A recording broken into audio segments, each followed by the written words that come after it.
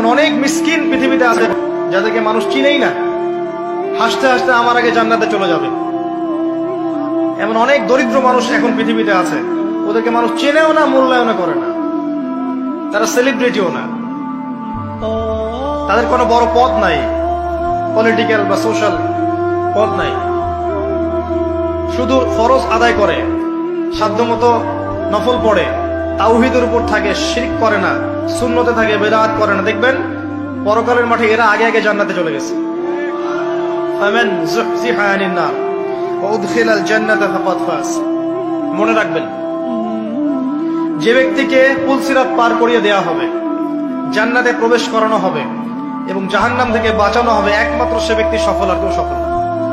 আজকের লেকচারে সব ভুলে গেলেও সাফল্যের সংজ্ঞাটুকু জেনে যায়। এবং এই যে লিমিটেড হায়াত আছে, এই হায়াতটাকে আপনি যদি চান যে আমি যা করেছি এখন তওবা করে ফিরে আসবো, বাকি জীবনটা আমি কোরআন সুন্নাহর উপর থাকবো, আল্লাহ পাক সবাইকে তৌফিক দান করুন, আমিন।